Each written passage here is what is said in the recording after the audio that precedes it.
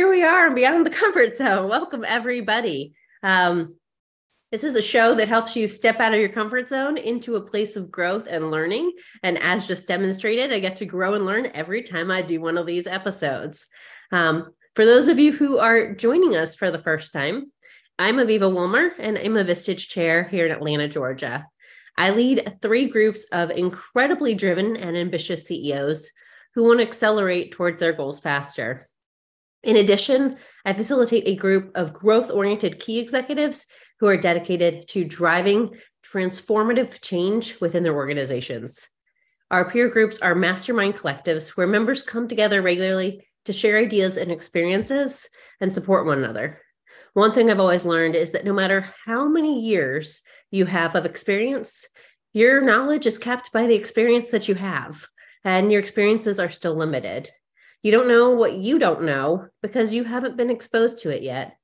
And that's why a peer environment can be an invaluable opportunity to explore the unknown, be more proactive, and make better decisions. By leveraging collective wisdom and others' diverse perspectives, then you can achieve more than you ever probably would on your own. Our guest today is Amy K. Hutchins. Amy K. is an international award-winning speaker.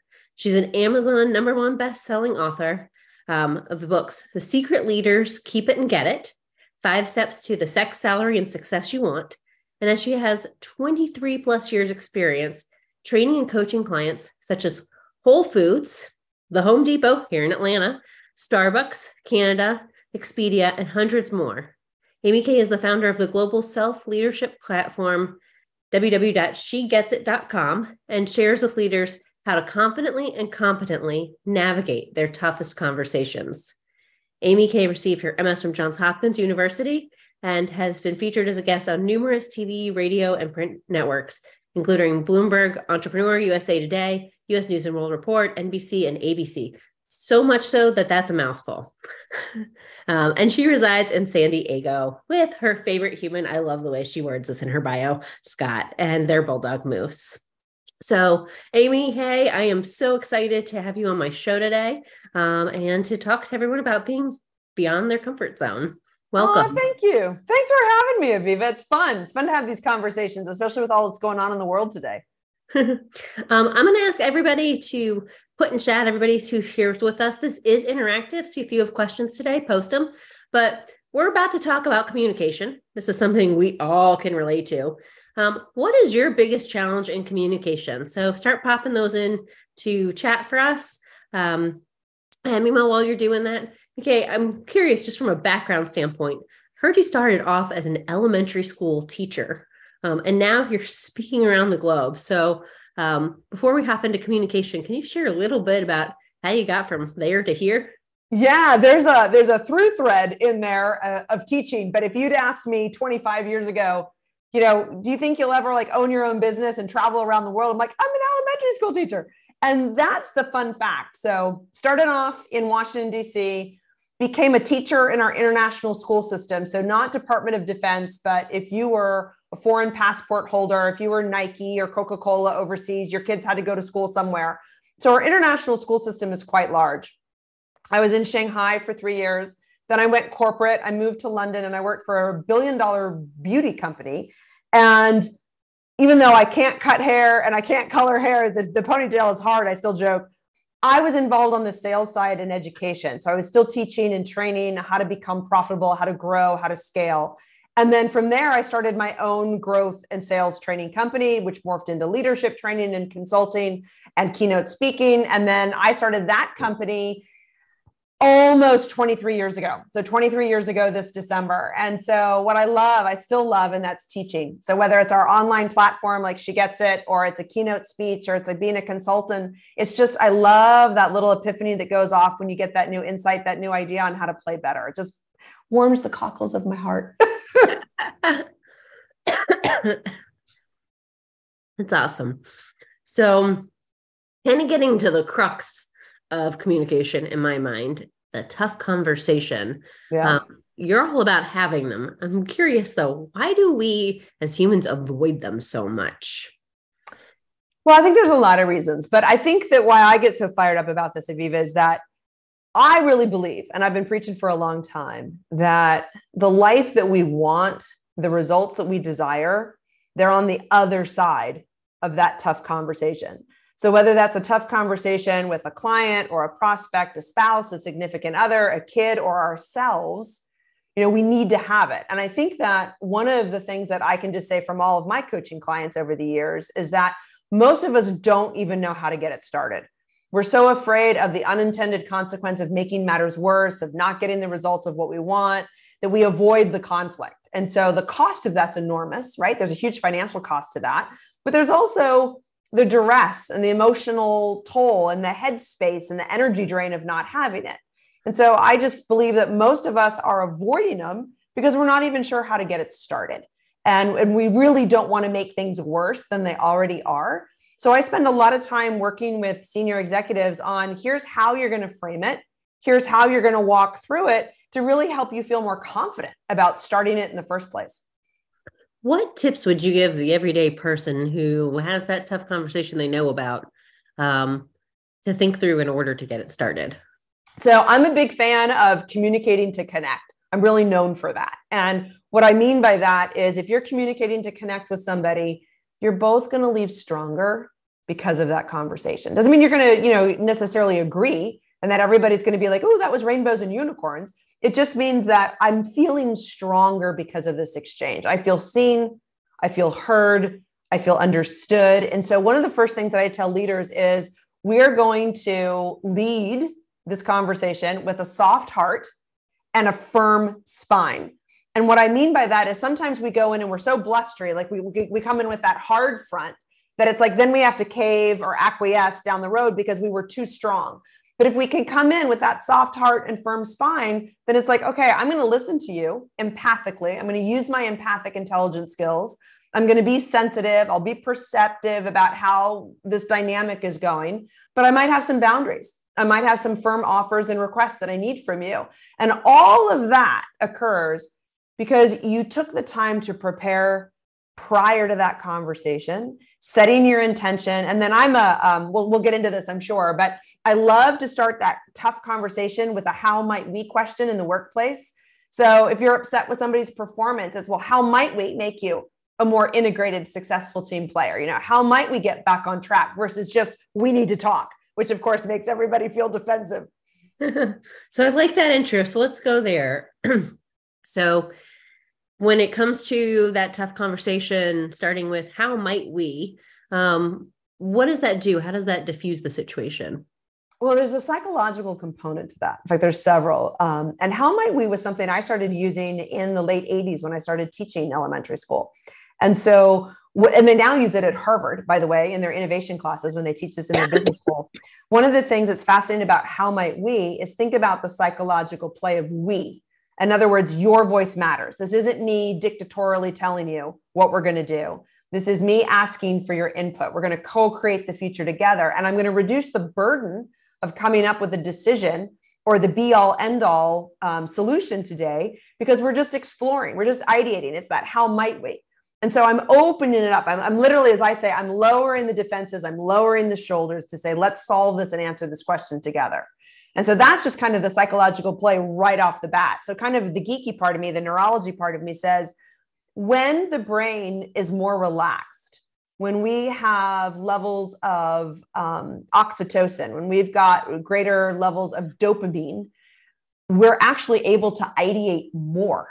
And so when people are stressed and anxious, their brain does not wire in the same way chemically or neurologically as it does when we're feeling open, we're feeling flexible, we're feeling like, okay, I can actually participate in this conversation. Bless you. I can see you sneeze it. Bless you. And so one of the things that I think that's so important is to remember that when we're having these tough conversations, a lot of emotions are showing up, and we need to actually take that into account. How do you help the other person in the conversation feel heard, yet get your point across? Well, it's not rocket science, but it is listening, and it's really, really important. And so what often happens in tough conversations is you get the, hey, your agenda, my agenda. Oh, you, me. And so what we're almost way too focused on ourselves. So what I often say is the very first thing that you're going to do with your agenda is get prepared in the form of questions. And then really ask a question to listen. So let's just say you've responded. Before I respond to what you've actually just said, I'm going to take the opportunity to summarize, not repeat verbatim, not parrot back, but really summarize and then validate it. So I might say something along the lines of, Aviva, it sounds like you're frustrated. Am I hearing you correctly? Were you frustrated? And you're like, yeah, I was frustrated. And it sounds like it was a miscommunication. And so if I hear you correctly, what you're looking for is, and what I'm doing is I'm not reacting to you with my own agenda. I'm taking the moment to show you that I've heard you, I've understood you, what you're saying makes sense. And then now I'm going to come forward with my own thoughts, my own perspective, my own experience. So listening to understand. It's absolutely. But I think that we say that and it's a buzz phrase. How you do it is actually honoring the person by taking the moment to repeat back, again, not verbatim, but to say, hey, I'm hearing you. Am I hearing you correctly? Am I getting it all? Is there any more? Oh, that makes sense to me. Well, then from there, now I'm going to come back to share my own experience. But that's different than just saying, oh, I get it. Can one person using the tools you teach change the shape of a conversation, even though the other person hasn't been taught the tools to come play the game? Yes, absolutely. Because while I can't force the other person to use the tools that they may even be ignorant to, the fact that I'm changing my behavior has the consequence of impacting and influencing yours.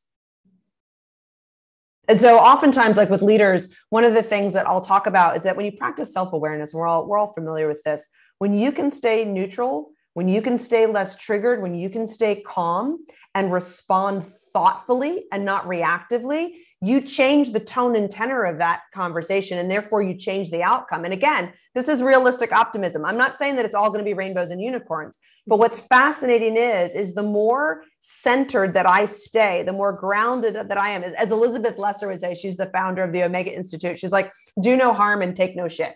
It's like, right. If you go in with that attitude of, I'm really going to respect you and listen to you and hold steady with my expectations, that's very different than getting triggered. So it's all about really staying centered, staying present, and trying to hold off the emotional triggers that usually have us fly up the handle. That's one critical component. The other, I think, is really preparing to bring the bigger, badder, better, bolder questions to the conversation. And so a lot of times in coaching calls, people will prepare and they're like, oh yeah, I'm ready. And you're smart. Like the people who are listening to this are successful leaders. You can wing it a lot of the time. But when you've got that critical conversation on the horizon, I don't want you to wing it because it often comes back to bite you in the butt. So, my response is prepare too about what it is that you want to say in this conversation. Don't script it, but just prepare. And then really, what are you looking for as an outcome? Not for forever, but just in this conversation, what are you hoping to move the needle on? So you talk a lot about preparing. And I've heard you mention questions multiple times. What types of questions do you advise your people to come prepared with?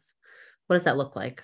It's not rocket science, but it is neuroscience. And so it's the idea of the open-ended question. So it's the idea of you're leaning in to put the onus of the critical thinking back on the other person. So one of the things that we often talk about in sales is this fabulous implication question called what happens when. It's just a magical phrase too. So if you're talking to your child, what happens when you forget your permission slip? What happens when you forget your lunch or your jacket? And so instead of nagging somebody, you put the critical thinking back on them. So, oh yeah, I won't be able to go on the field trip if I forget my permission slip, or I'm going to go hungry, or I'm going to have to borrow money from a friend if I forget my lunch. It's no different in the workplace. If you're like, hey, what happens when we double book, or we don't keep a clear calendar, or what happens when we run out of storage space? And so you're just asking that person to raise their level of critical thinking. The other thing that I think that's really great about questions is you tend to avoid more making false assumptions. So let's say you say something and then I'm like, I think I'm interpreting it correctly, but maybe I'm not. So the minute that I say, well, help me understand, what was the thought behind that decision? Or, how are you hoping that I respond to what you're asking for? I'm really just putting that critical thinking back on you as I gather more intel before I respond thoughtfully. Well, it's a chance basically to digest and listen more as well, while you keep them talking and diving deeper. Yes. And I mean, how many times have we all like reacted too quickly and then we're like, oh, I thought you were about to say something else, or I interpreted differently than what you actually meant. So if we can slow down just long enough and be like, oh, Aviva, tell me more about that. What was your thinking behind that decision? I'm ingesting and digesting that information to, again, respond more thoughtfully. Yeah. Coming from a coaching background myself, I will say, tell me more is a really great phrase, because sometimes you don't know the next question, especially if you are listening really well. You have to think through to come up with the next right question. It's not as simple as that. That's exactly right. And I think that sometimes too, when people are nervous or they're stressed or they're anxious or frustrated, they'll share a piece, but they don't share all of it. And then we respond to a piece that becomes this like rabbit hole that we didn't even need to go down if we just given them a little chance to give it more context. I also find too that silence is not a bad thing. Sometimes using it for a minute, that pause, and people are like, should I be saying more? And then they just start talking again anyway. Yep. It's so true. It's great. I love the power of the pause. I'm right there with you. So coming back more to today than just general communication, there's a lot of talk about culture, innovation, creativity, remote, hybrid, all kinds of things around conversations and communication. How do we use our communication to impact creativity, innovation, and business growth? And I'm also going to throw out there and add to it in a remote, hybrid, and in-person environment, because I think it creates new twists in our day-to-day challenges. Yeah. So just to double down on a couple things, I think that, there's a lot of angles to come at growth, but let's just do a quick ones. So I was just in Toronto. I was given a keynote on gender equity. And one of the things that I was encouraging all of them to have is, let's have that conversation about what are we doing right now that's working for gender equity? What are we already feeling success on? What are our objectives around it? What are we going to do more of, or in addition to really expand our impact?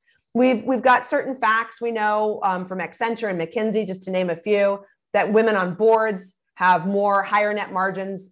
We know that companies are, as they say in the UK, more innovative when they've got women involved. So again, it's just, then where's that conversation of how might we expand and really double down on our own practices toward gender equity? So that was just an example of growth right there. But then on a sales team, we do a ton of sales training. And so I'll often say, how might we define an ideal client? What are the characteristics of an ideal client partnership? Do we really fully understand our demographic, and how has the world impacted that? Hashtag shift happens. So what shifts are our customers experiencing that we can become an even more value add partner? Those are all just question-driven conversations that say, we want to grow. We want to add more value. We want to become better partners for our customers and make, whether it's a product or a service, that's more valuable in their eyes, that actually gets them an ROI.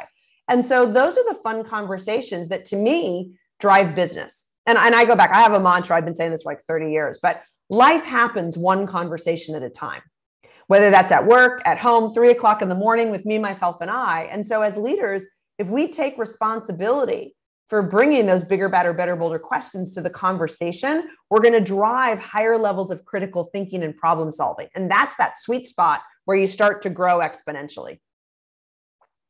Awesome. I love the phrase, just listening to you use it now, the how might we again, as you're trying to drive people to think about things differently and get that conversation started. It's a really great intro.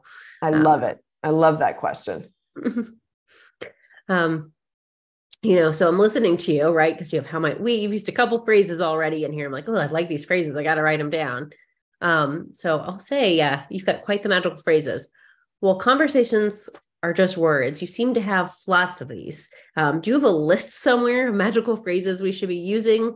And other ones that we should be thinking about to resolve conflict or set boundaries? Yeah, it's so funny. Aviva, the truth is that I've collected these magical phrases because I always wished I'd had them after the fact. So it was like, you learn the hard way. You're like, no, either I put my foot in my mouth or I didn't know what to say. And 6 hours later, I was like, oh, this is what I should have said. And so I now have hundreds of them. And one of the things that I love is that there are I call them like my top 25, my top 25 favorites. And I'll just give you another example of we've talked about how might we've talked about what happens when, the implication question. Another one that I love is the help me understand How are you hoping that I respond to this? And that's a fabulous phrase. Again, when somebody is upset or they're being really difficult, like they're being challenging, but it's not a cross your arms. I always have to say this. It's not the cross your arms. How are you hoping that I respond to that? It's the very gracious, again, soft heart of saying, hey, Aviva, how are you hoping I respond to this information? And so that's a powerful one. The other one that I love, I always share this when I give a keynote, is a part of me. And the reason that I love this is because it changes high tension conversations to more of a connection. So we tend to talk in absolutes. We tend to say, I'm angry, I'm frustrated, I'm disappointed. And all that other person hears is, oh, Amy K is 100%, whatever that negative or sensitive emotion was. And so people get really defensive and they're like, oh, well, I'm going to have to, protect myself. The minute that I say a part of me is frustrated, a part of me is concerned, a part of me is disappointed, like whatever you're feeling that's sensitive, when you lead with a part of me, psychologically, what you've just told and energetically, what you've just communicated on that frequency level of interaction is, I'm making room for other more positive, less sensitive emotions, such as respect, such as hope. And so I was joking because in the pandemic, my dad participated in a Zoom keynote that I gave him. He's like this little secret watcher. And so afterwards, he's like, oh, a part of me loves you. And I was like, no, Dad, that's not how it works. Like positive emotions, you want 100%, right? Like I love you emphatically. So we still laugh about that to this day, but he was trying so hard to get it right.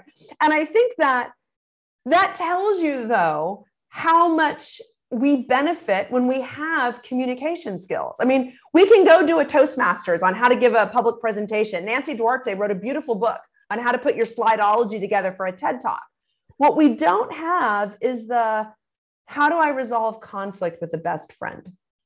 How do I, show up and hold my own in a meeting where I'm not the highest person in the hierarchy or the org chart? How do I use my voice at work when somebody takes my idea?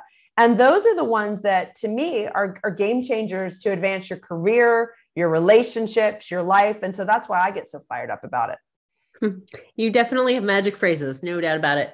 I am curious, since I know you're a Vistage member and you can relate to my world a little bit, how do some of those phrases play when trying to process issues or help groups be more effective in really diving deep into the issues like a Vistage group does? Yeah. So I used to bleed teal. In fact, some days I still do. And that's the Vistage logo color for those of you who don't know that. But I was a member for 8 years. And my favorite part, and I say this so genuinely because I've been a speaker for Vistage for 20 something years, but my favorite part was the executive processing component of the day where we would really go through the issues.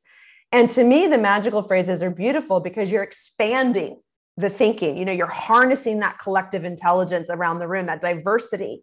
And it's all that diversity that allows you to think through a problem, find that better solution, and then go execute it. And so the magical phrase is I'm curious.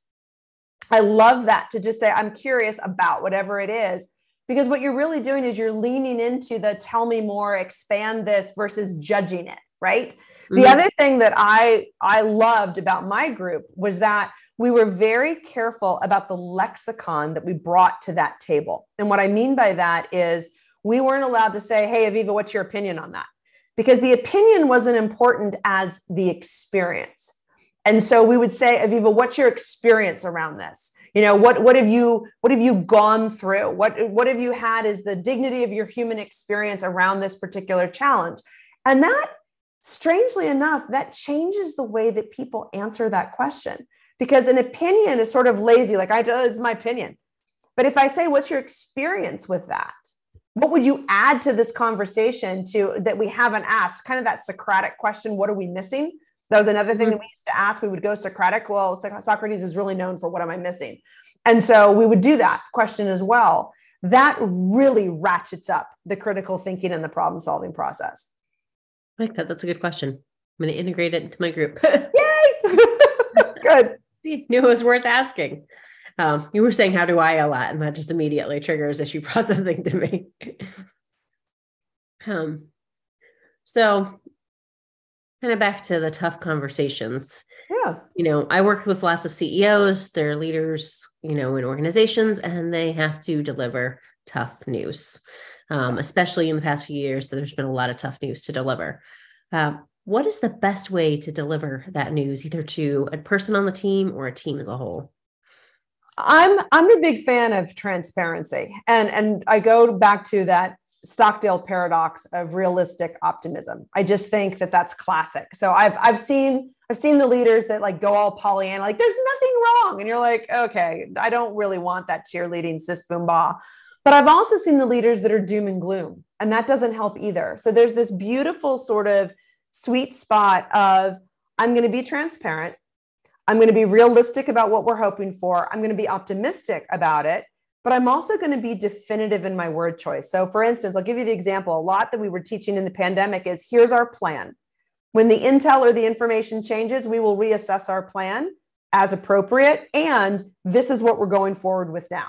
In other words, again, I'll be flexible, but this is not an option. Like this is what we're doing. We're doing it for a certain time period. I'm realistically hopeful that this will happen. Or that we'll be able to execute it for a while, but I'm also willing to adapt. And I encourage leaders to talk about that adjustability quotient, the AQ, of how quickly can we change with the least amount of discomfort possible. But I'm going to word it in such a way that I'm going to confidently say, these are my expectations now, and I will modify them as we go. But I think that it's really important. I mean, we've all witnessed that leader that comes in and they're so definitive, or they over exaggerate, or they under exaggerate. And you're sort of like, you've missed the mark. Like I'm now filled with more cynicism and doubt. Had you just been transparent and to use kind of a trite word, but with the original definition and intent and been authentic, you would have gotten far more alignment from us faster. Mm-hmm. So being authentic and transparent. Again, I like some of the phrases that you're using there to help keep people in the loop, and the way to think about adaptability versus being what I'd say some leaders come across as wishy-washy because they don't want to commit because they want to commit to the wrong thing. And I think that there's, and that's an understandable concern, right? I'm going to try to please everybody. I'm also, I don't want my word to go down on a stone tablet in case we need to change. So to me, it is that transparency of this is the plan. Here's the thought behind it. Here's how we came to this decision. And then this is it going forward, and we will adapt as necessary. And I love using that word adapt because it means I'm committed, but I'm willing to modify and tweak versus having to do like a 180-degree pivot unless you need to. But that word adapt gives you the wiggle room for that wishy-washy thing that you're feeling underneath the surface. Yeah, it's a much stronger way to say the same exact thing. Yes. Be saying it and being more specific. So I really like that. You talked about that 3 a.m. conversation with yourself. Unfortunately, I knew all too many of those well. Exactly. So when you're having tough conversations with yourself, connecting with yourself, what does that look like? How do we navigate those more effectively? I can only speak from my own personal experience at 3 a.m. But at 3 a.m., Aviva, I do not wake up and I'm like, Amy God, you're a rock star. Like, girl, you got the world by the tail. I mean, usually at 3 a.m., I don't know about your brain, but my brain's like, oh, I can't believe I said that in 1994. Like, it's like you do all that rehash. And so one of the things that's really important is to remember that we choose the story.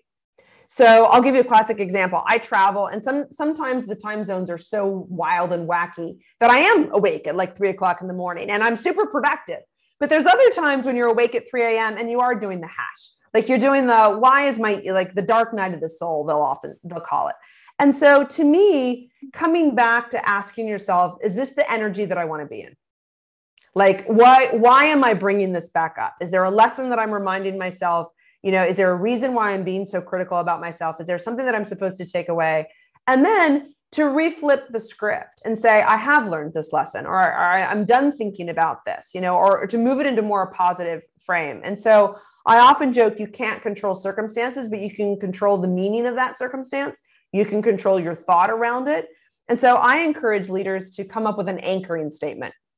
So I learned this trick from a really powerful speaker named Susan. And I give her full credit for it. But an anchoring statement is when you say, I am, and you fill in, like, I am a loving, powerful, committed woman, or I'm a loving, brilliant, whatever. And then you just say, okay, I have the story in my head. It's negative. It's backward focused. Is this the energy that I want to live in? No. Okay, well, then let me just remind myself, like, I'm a powerful, loving, committed woman as Susan's.